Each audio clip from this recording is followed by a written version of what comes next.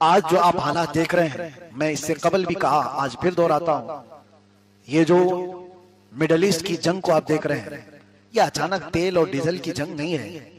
ये सब कयामत के करीब वाक़ई होने वाली चीजें। इसमें तबाही और बर्बादी, लोग अपने अपने कयास आराइयां कर रहे हैं, ईरान ये हो जाएगा, इजराइल वो हो जाएगा, जो कुछ भी होगा वो एक तरफ, लेकिन मैं कहता हूं अरबों की तबाही है।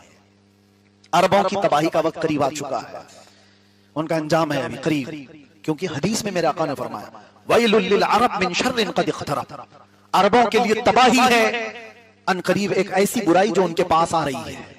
पूछा गया कौन सी बुराई है? कहा उस वक्त तक कयामत नहीं आएगी जब तक अरब के कबीले शिर्क और बुत परस्ती में मुब्तला ना हो जाए। ये हो गए हैं, इन्होंने अपनी जमीनों पर शिर्क और बुत परस्ती शुरू कर दी। ये मेरे मुखबिर सादिक सल्लल्लाहु तआला अलैहि वसल्लम ने जो बयान फरमाया हुआ है, अरबों की तबाही बहुत करीब आई और उसके बाद ही इमाम महदी का ज़हूर है।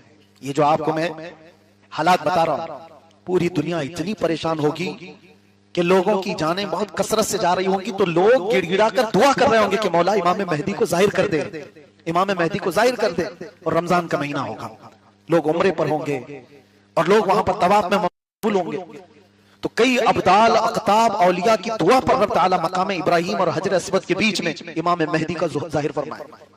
इमाम महदी कोई आसमान से आने वाले नहीं, वो जमीन के किसी सुराख से निकल करके आने वाले नहीं, बल्कि मेरे आका ने फरमाया महदी जो पैदा होंगे वो मदीने में होंगे और उनके बाप का नाम भी हुजूर के बाप के नाम पर होगा। महदी का नाम मोहम्मद होगा, उनके बाप का नाम भी अब्दुल्ला होगा। हुजूर पाक सल्लल्लाहु अलैहि वसल्लम ने ये सारी निशानियां बताई। मैं क्यों जिक्र कर रहा हूं इमाम महदी का? इसलिए जिक्र कर रहा हूं कि उनके जाहिर होते ही पूरी दुनिया में ऐसी तब्दीली आएगी, ऐसी तब्दीली आएगी। फरमाया गया कि शेर और बकरी एक साथ चल रहे होंगे, शेर बकरी पर हमला नहीं करेगा, अमन का वो माहौल आएगा कि कोई किसी पर जुल्म नहीं कर रहा होगा।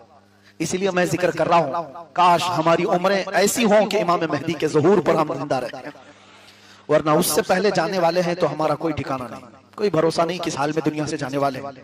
हुजूर पाक सल्लल्लाहु तआला अलैहि वसल्लम फरमाते हैं, तुम कब्रिस्तान के पास से गुजरोगे, कब्रों वालों को देख करके तुम ये तमन्ना करोगे, काश इसकी जगह मैं सोया होता तो ज्यादा अच्छा होता, इसलिए कि वो फितनों से महफूज चला गया। आज के दौर में जो फितने हैं वो नहीं देख रहा है, वो देखा भी नहीं, और हम जो जिंदा हैं पता नहीं और कौन कौन से फितने देखने वाले। मेरे अजीजों, आज आपने जो उड़ती उड़ती खबरों में एप्स्टीन फाइल वगैरह के जिक्र सुने, पूरी दुनिया में इस पर जो बहसें हुई, क्या है ये चीज? ये पूरा दीदा व दानिस्ता शैतान की प्लानिंग है। वहां पर शैतान की इबादत का एक पूरा प्रमोशन है।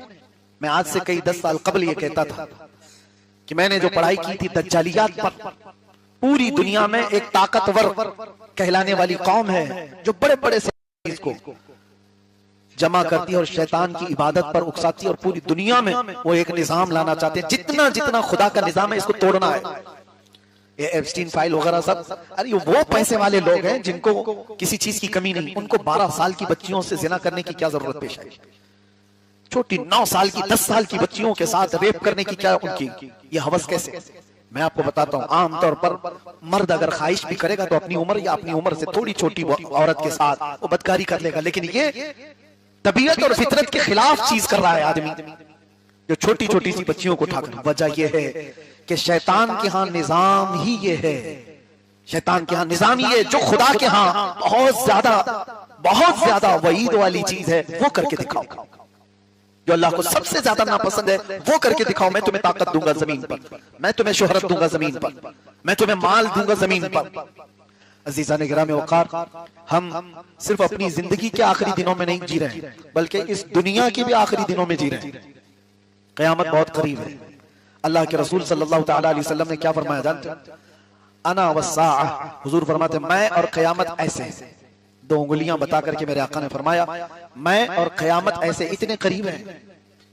अल्लाह के रसूल सल्लल्लाहु तआला अलैहि वसल्लम फरमाते हैं क़यामत इतनी करीब है, और क़यामत की जितनी छोटी निशानियां थी सब हो गई, तकरीबन हो गई। हुजूर ने जो जो बयान फरमाया था वो निशानियां सब आ गई, बड़ी चंद निशानियां बाकी रह गई, वो भी बिल्कुल मुंह पर है, बिल्कुल करीब है। जो हालात आज दुनिया के बता रहे हैं, इसमें बड़ी निशानियां बहुत जल्दी आने वाली। बड़ी निशानियों में क्या है? दज्जाल का जाहिर होना, याजूज माजूज का निकलना, इमाम महदी का ज़हूर, ईसा अलैहिस्सलाम का आसमानों से आना, और वो वक्त भी आएगा कि अचानक पूरे दुनिया में शोर मचेगा कि सूरज पश्चिम से निकल आएगा। सूरज कहां से निकलता है? पूरब से, ईस्ट से, और सूरज एक दिन वेस्ट से निकलेगा, आधा दिन उल्टा निकलेगा। और वो दिन फरमाया गया तौबा के कबूल होने का आखिरी दिन है। सूरज के पश्चिम से निकलने के बाद किसी की तौबा कबूल नहीं होगी और किसी का ईमान भी कबूल नहीं होगा। अगर कोई उसके बाद ईमान लाया तो ईमान भी कबूल नहीं। दाब्बतुल अर्द का निकलना पर होगा, जो पूरी दुनिया में घूमेगा, मुसलमान की पेशानी पर वो एक मोहर लगाएगा सुलेमान अलैहिस्सलाम की अंगूठी से, और काफिर की पेशानी पर वो मूसा अलैहिस्सलाम के आसा से एक लकीर खींच देगा। सब फर्क हो जाएंगे, अलग अलग हो जाएंगे, पता चल जाएगा। लेकिन उससे पहले के जो हालात हैं, हुजूर पाक सल्लल्लाहु तआला अलैहि वसल्लम ने जो फरमाया, मैं देख रहा हूं कयामत उस वक्त तक नहीं आएगी जब तक पूरी दुनिया में यहूदी और ईसाइयों की हुकूमत ना हो जाए। बिल वास्ता या बिला वास्ता, मक्का और मदीने को छोड़कर पूरी दुनिया पर ये काबिज हो जाएंगे। जो हालात बन रहे हैं, लोग अपने अपने मजे में जी रहे हैं, लेकिन हालात ये आएंगे। क्या पता हम जिस वक्त चल रहे हैं ये वो हालात हैं जब उनकी हुकूमत का हो, लेकिन एक वक्त वो भी आएगा। मेरे आका सल्लल्लाहु अलैहि वसल्लम ने फरमाया, फिर ये हुकूमतें खत्म होगी, इमाम मेहदी का ज़हूर होगा, तो पूरी कायनात में एक घर भी नहीं होगा जहां से ला इलाहा इल्लल्लाह की आवाज ना आती। पूरी दुनिया में एक घर भी बाकी नहीं रहेगा जहां इस्लाम ना होगा। हर घर से ईमान वाला और इस्लाम वाला, और फिरके भी नहीं होंगे, सब एक दीन पर होंगे, एक दीन पर, हक दीन पर कायम होंगे। पूरी दुनिया की बात कर रहा हूं। लेकिन मेरे अजीजों, अब ये नसीब की बात है, हम उस दौर में नहीं हैं, हम उससे पहले वाली निशानियों के दौर में। क्या पता हमारी जिंदगी के वो अयाम आएंगे जब इमाम मेहदी का ज़हूर होगा, वो दिन भी हम देखेंगे जब गलबा इस्लाम का होगा, ईमान का होगा, नहीं पता। लेकिन अगर उससे पहले ही दुनिया से जाने वाले हैं तो ये बहुत खतरनाक है।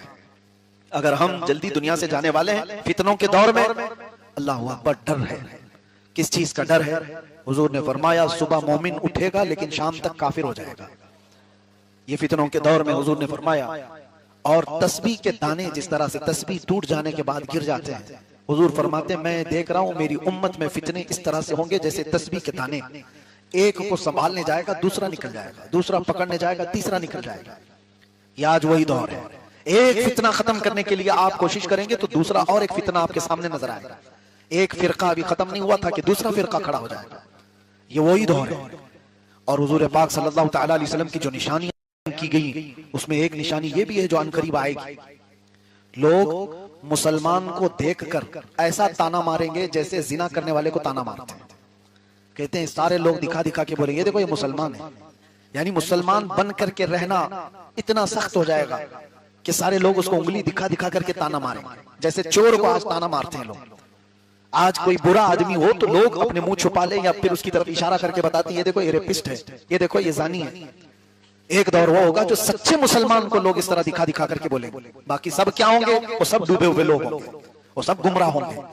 इसीलिए तो ये एक अच्छा दिखेगा तो सारे लोग ताना मार रहे होंगे। वो दौर बहुत करीब है जो मैं महसूस कर रहा हूं।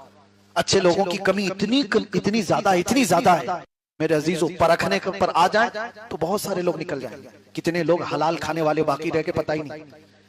कितने लोग वो हैं जिनकी 5 वक्त की नमाजें वो गिनने में भी नहीं मिलेंगी।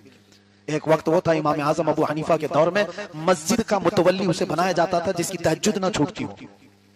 यहाँ तो ढूंढने जाओगे फजर और असर और जोहर का ठिकाना नहीं, तहज्जुद कहां से। और उनके दौर में ये फरमाया गया था अब्दुल्लाह इब्न मसूद के बारे में, उन्होंने उस वक्त कहा था कि जितने अहकाम तुम्हें बताए गए उनमें से अगर तुम 10% भी छोड़ दोगे तो गुमराह हो जाओगे। अब्दुल्लाह इब्न मसूद अपने शागिर्दों से कह रहे हैं उस जमाने में कि जितने अहकाम तुम्हें बताए गए 10% भी छोड़ दो तो गुमराह हो जाओगे। लेकिन एक बात याद रखो, कयामत के करीब इसी उम्मत पर एक वक्त ऐसा आएगा कि अगर ये 10% भी अमल कर ले जाए तो अपने जमाने के मुत्तकी बनेंगे। ये वो दौर है। 10% पर भी अमल करना मुश्किल हो गया है नौजवानों को।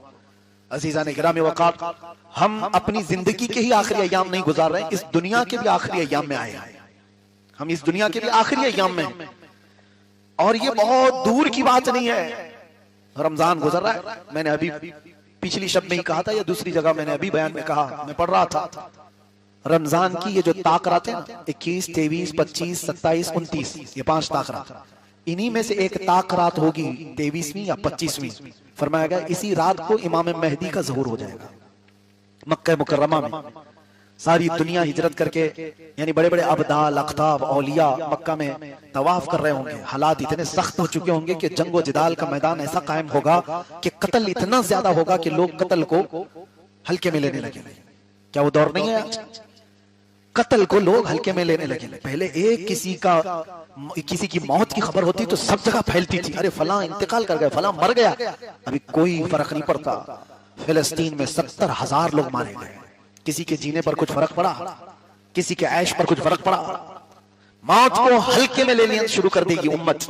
हुजूर पाक सल्लल्लाहु अलैहि वसल्लम ने फरमाया, एक दौर इन पर वो आएगा कि अगर किसी एक बाप के 100 बच्चे होंगे तो 99 मर जाएंगे, एक जिंदा रहेगा।